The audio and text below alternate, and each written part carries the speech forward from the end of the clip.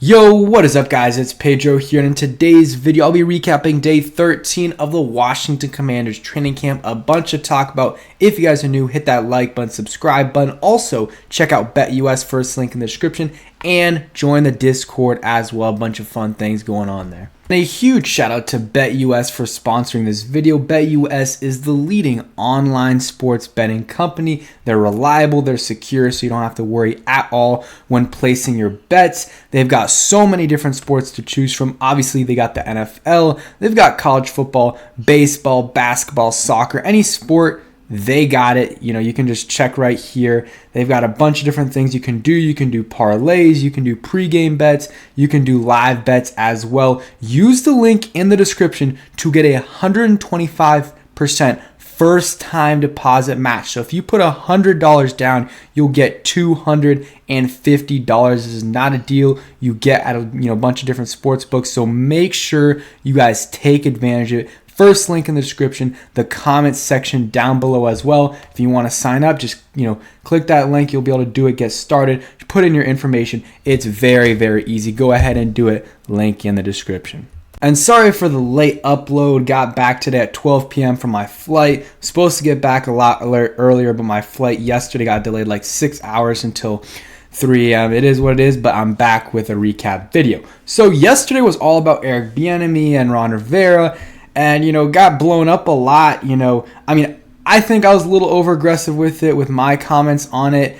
But I still don't like what Ron did. I don't think he needed to put that information out there. I don't really think the media was going to report on it. And it created a little bit of unnecessary attention. Like, ESPN made a whole big deal out of it. Obviously, some of the other, reporters and stuff did as well. But I think they hashed it out. I don't think Eric Bieniemy took it personally, really, what Ron Rivera said. Don't think he took a big issue with it. And if he did, he didn't show it. And I think he's not going to change at all. And I think, a lot of players respect it. Tyreek Hill, Jamal Charles, guys like that came to his defense over the last, 24 hours or so. So we'll get into that a little bit later. But let's talk about some football. So Sam Howell had a really, really good day today, so that's great to see. He's been putting out some, stacking some good days together. Him and Dyami Brown, I think they were probably the stars of the show today. Here's a clip of them, of Howell to Dyami, I believe.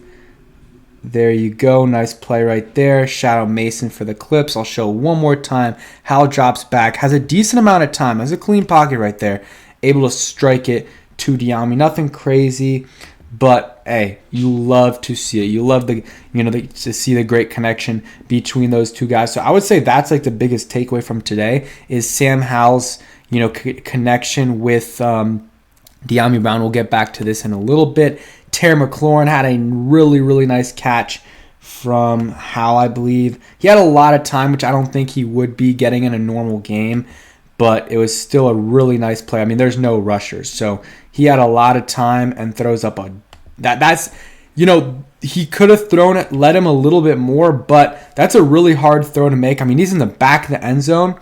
He's really looks like he's almost out of the end zone right there, and he's thrown it to the 50. So that's a 60, or he's thrown it to, let's say, the 45. So that's a 55-yard throw. That's not a easy throw to make. And he knows the type of player Terry is, and he's able to throw it to him so that he can come back to it and make the catch, because Terry makes those catches. Terry definitely makes those catches. Again, shout out to Mason for the clip. So good play by Terry coming back to it, and pretty good play by Howell, but again, no pressure whatsoever, so can't take too much you can't take too much into account for it. But I don't know what I'm saying there. But let's get into some of the plays from Zach Selby that he said.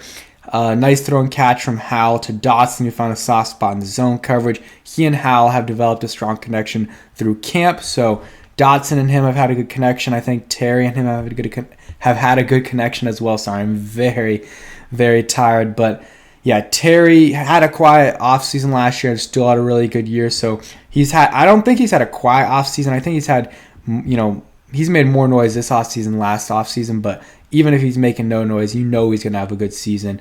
And then Zach Selby says Howell's stacking together some really good days. Just had a strong series to open up practice with completions to Dotson and Cole Turner.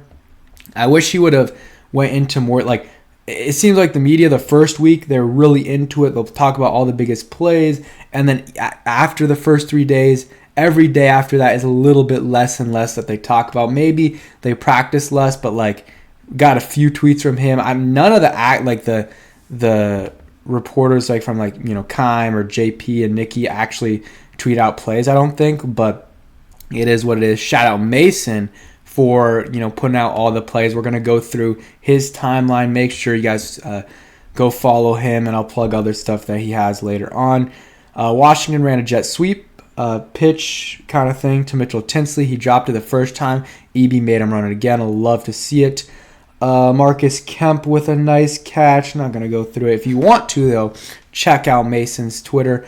Jake Fromm, had nice passes. Zion Bowen. So I was always thinking they would keep Fromm and keep 3 QBs, but Kime on this podcast said he doesn't think they're going to have he's going to make it. So they might just keep him on the practice squad. So interesting right there. That will allow them to maybe do a little bit more in terms of, okay, maybe we keep another offensive lineman or something. Who knows? But here's a play. I believe it was Sam to Dyami, I believe. Let's see. Sam drops back, and I guess he threw it to someone else. I think that might have been Jahan. Actually, that's Curtis. That's Curtis, maybe should have caught that, but Sam Howell threw an absolute dime like that. Not necessarily a dime, but he threw it really, really quick, really fast. Like he threw a bullet there. And Dyami's ready and makes the catch. So, hey, heads up play there by him. I'm trying to see this again by Curtis. So, he's kind of open. You would like for maybe him to make that catch, but that's a tough catch to make for sure. But, hey, good play by Dyami making that catch. I would be so mad if someone did that against us, and it's definitely happened. So, other news. This is from Mason's timeline as well. I might as well talk about it. Watson will play against Commanders. That's good. We want to have our defense tested. They haven't talked about if our starters will play yet, but I'm sure Rivera will talk about that later. Sam Howell had another nice throw, this time to Dyami. Again, I really don't care about this at all because, come on. He's not getting this amount of time / no pressure. And look how much space everyone has. That's not happening. But, hey, it's something positive a little bit. So, yeah, that's kind of it for we'll talk about the EB thing in a bit. But, again, shout out Mason. Go to his Twitter. He's got a YouTube as well. Just check all that stuff out. He's done a great, great job. And let's see. Let's get into the EB stuff, and then we'll call it a day. So, Rivera says, I wasn't clear enough with my comments yesterday. That's on me. He said, reading from a prepared statement, says he'll own his mixed message from yesterday regarding EB. It says, mention to Jack Del Rio's 9-10 and Piz coordinators against each other. He believes everyone is working together to improve his team. It is what it is. I think he said something about keeping his foot in his mouth. So, I don't know. It is what it is. I think for him to come out with the statement shows that he did something wrong yesterday in terms of what he said. He just didn't need to say it. What he said, was it all that bad? No. But it created unnecessary drama and attention that we didn't need. And we just didn't need this drama. So I really want to find out, though. This would be drama, but I would want to find out who the players were that had an issue with it. I just really would like to know. But Kime says he knows, but obviously he's not going to go out and share that, at least not now, while Eric Bieniemy is still here and while those players are still here. So that's it for today's video. Not really any injury updates. We talked about some plays. And yeah, thanks for watching. Peace, guys.